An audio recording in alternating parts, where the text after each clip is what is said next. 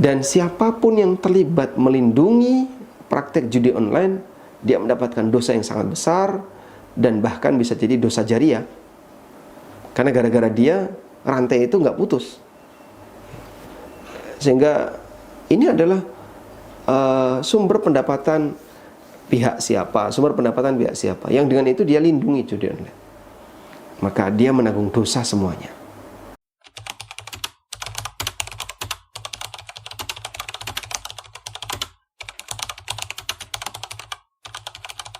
Assalamualaikum warahmatullahi wabarakatuh. Ini ada suami, dia mutilasi istri gitu ya, gara-gara pinjol, dan dagingnya itu dibagi-bagi ke warga katanya. Dan mungkin ada kasus-kasus lain kaitannya dengan pinjol yang kalau kita pikir itu dia nggak masuk di akal gitu. Dan para pinjol ini juga masalahnya mereka gencar, Ustaz. Mereka ngiklan, kemudian mereka bahkan mungkin masuk ke nomor-nomor WA gitu ya. Apa nasihat Ustaz supaya kita nggak terjerat atau jangan sampai kita nyangkut di pinjol ini, Ustaz? Alhamdulillah wassalatu wassalamu ala Rasulillah. Ketika orang itu mengalami tekanan yang sangat berat ya dalam hidupnya, stres dia, maka dia akan melakukan tindakan yang ya seperti yang tadi disebutkan, sampai memutilasi istrinya, kemudian dagingnya dibagikan ke warga, bunuh diri, kemudian apalagi membunuh anaknya dan seterusnya. Itu karena tekanan. Dan kasus seperti ini barangkali tidak hanya belakangan, dan dulu-dulu mungkin juga sudah banyak. Maka ini sebenarnya semakin meyakinkan kita akan kebenaran dari apa yang disampaikan oleh Allah dan Nabi-Nya sallallahu alaihi wasallam. Kita tahu bahwa Allah memberikan aturan itu kan nggak punya kepentingan, sehingga Allah melarang hambanya untuk melakukan A, melarang hambanya melakukan B, jangan lakukan ini, jangan lakukan ini. Tujuannya untuk kemaslahatan hamba. Sepeser pun Allah tidak punya kepentingan. Allah Ta'ala berfirman, in ahsantum ahsantum li anfusikum. Kalau kau berbuat baik, hakikatnya kau berbuat baik untuk diri kalian sendiri. Wa in asa'tum falaha. Sebaliknya ketika kau berbuat jahat, yaitu berbuat jahat untuk diri kalian sendiri. Sehingga orang ikut aturan Allah atau menyimpang dari aturan Allah, yang akan mendapatkan dampaknya adalah dia. Ketika dia berbuat taat, dia mendapatkan dampak baiknya. Ketika dia berbuat jahat, berarti sebaliknya. Kemudian kita tahu bahwa dalam kejadian pinjol itu transaksinya adalah riba. Dan secara umum riba pinjol lebih besar nilai bunganya dibandingkan riba di perbankan yang kita kenal. Namun orang kan butuh kemudahan. Dan bahkan dengan pinjol, betapa cepatnya dia bisa mendapatkan pinjaman dengan persyaratan yang relatif lebih gampang. Tapi ketika seperti ini makin semarak, maka praktek riba jadi ada di mana-mana. Dan pada saat riba itu semakin merajalela, kemudian utang bertumpuk dalam jumlah banyak, kemudian semakin bertambah dan seterusnya, ada sebuah hadis yang memberikan ancaman besar untuk kasus macam ini, yaitu sabda Nabi SAW. Dalam hadis yang diriwayatkan oleh Imam Ahmad atau Tabrani dan yang lainnya dari sahabat Abdullah bin Mas'ud radhiyallahu anhu, Nabi SAW bersabda, ma dhahara fi qaumin az-zina war riba illa ahallu bi anfusihim adzab Allah. Apabila praktek zina dan riba merajalela di sebuah masyarakat, berarti mereka telah menghalalkan diri mereka untuk mendapatkan azab Allah. Dan salah satu bentuk azab itu adalah tekanan yang terjadi di keluarga, antara satu dengan yang lain, mereka saling bermusuhan. Bisa jadi azab itu bentuknya bukan seperti yang dibayangkan orang, terjadi bencana alam, gunung meletus, atau banjir atau tanah longsor. Bisa juga azabnya berupa tatanan sosial yang semakin rusak, sehingga orang ketika hidup selalu dihimpit dengan tekanan. Dia merasa nggak nyaman dan seterusnya.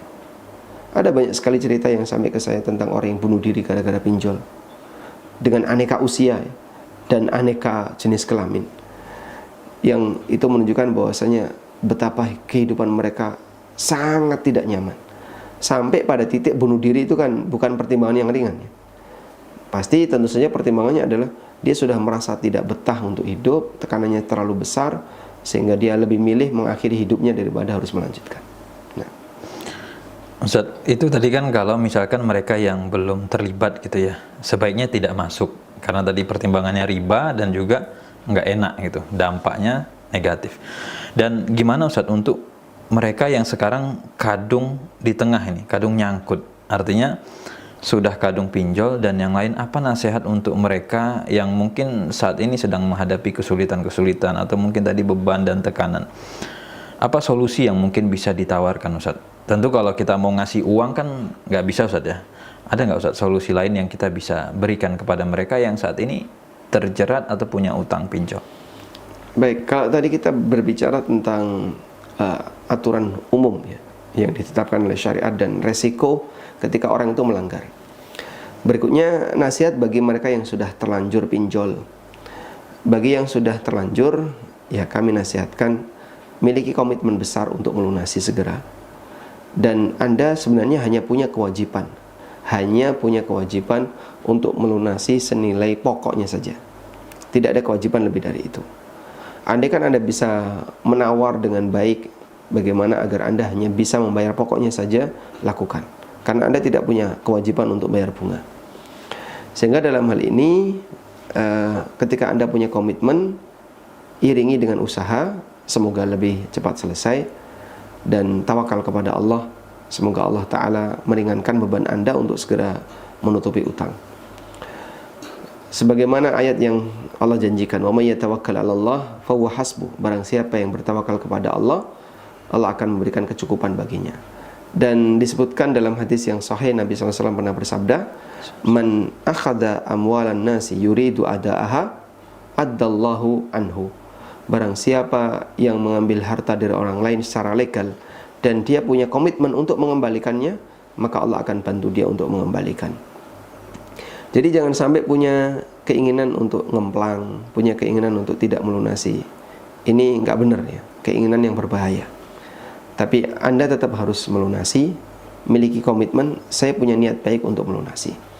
Namun seorang peminjam uang itu hanya punya kewajiban untuk melunasi pokoknya saja, tidak lebih dari pokoknya. Kemudian berikutnya, tolong Anda iringi kehidupan Anda dengan edukasi. Edukasi itu mengendalikan aktivitas yang kita lakukan. Ketika Anda, jadi edukasi itu kan seperti menginstal aplikasi jasad kita seperti hardware-nya. Edukasi itu seperti software. Bagaimana kendali aplikasi Anda ini tergantung edukasi. Anda kalau dekat dengan agama akan merasakan hal yang berbeda. Hal yang berbeda dari sisi mana, Pak? Dari sisi misalnya dia lebih bisa mengukur antara kebutuhan dengan keinginan. Dia bisa membedakan. Kalau boleh saya bahasakan ya, orang menyebut qanaah.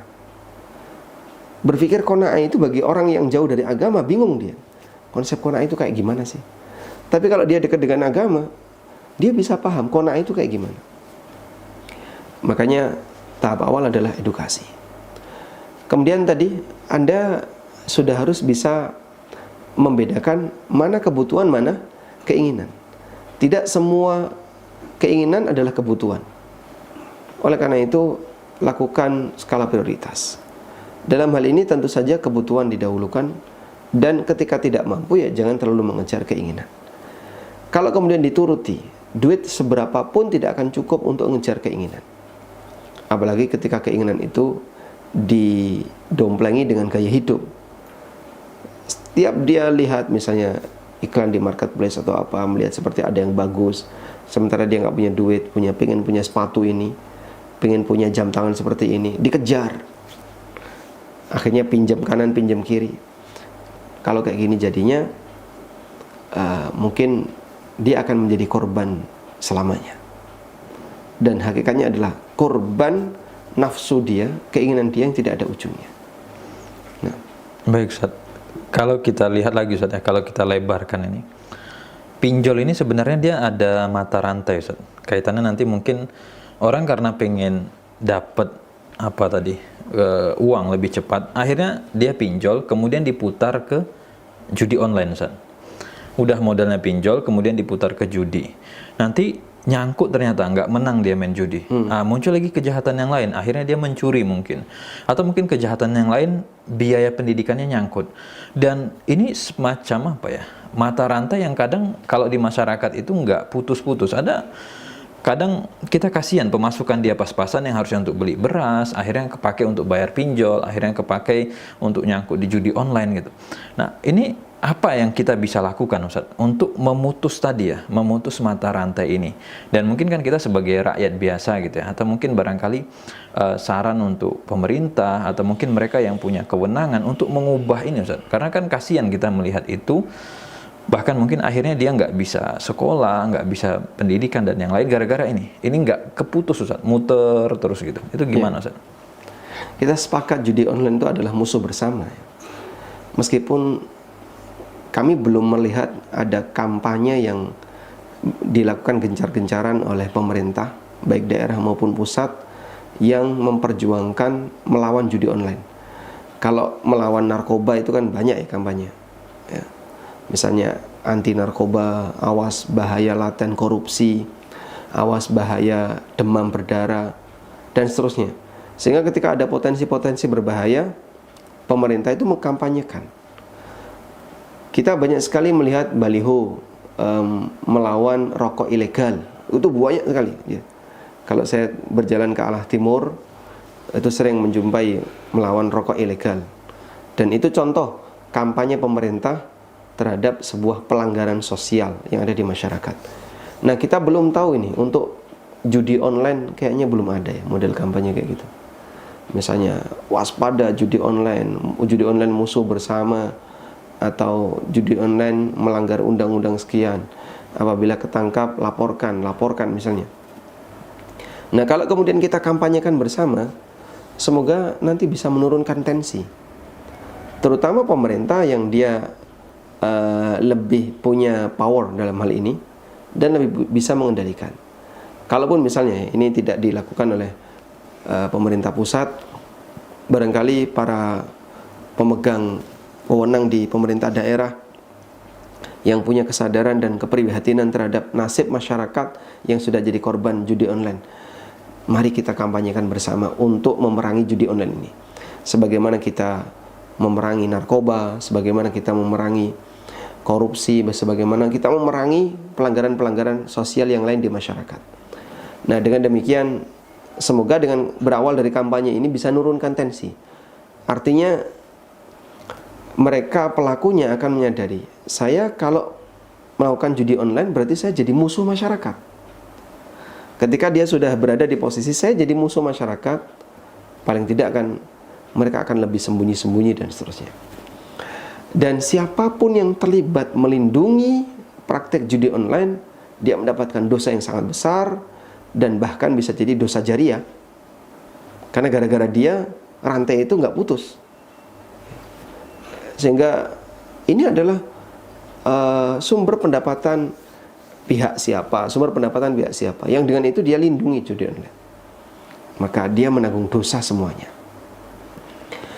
Kemudian rantai yang tadi disebutkan ya, bahwa di posisi orang pinjol ternyata dipakai judi online.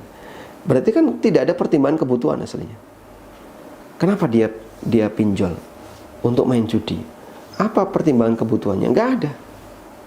Ketika tidak ada pertimbangan kebutuhan, berarti kalau kemudian orang beralasan pinjol itu dirawat untuk melayani kebutuhan, jelas salah. Karena realitanya tidak demikian.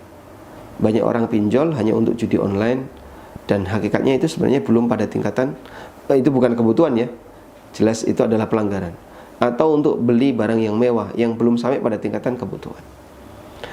Nah, ini perlu untuk kita berikan edukasi bareng-bareng di masyarakat ya. Barangkali para dai dan siapa yang sering ngisi di masyarakat menyinggung yang seperti ini lebih intens. Terutama yang berada di posisi korbannya banyak. Misalnya bisa jadi apa? Mahasiswa ya.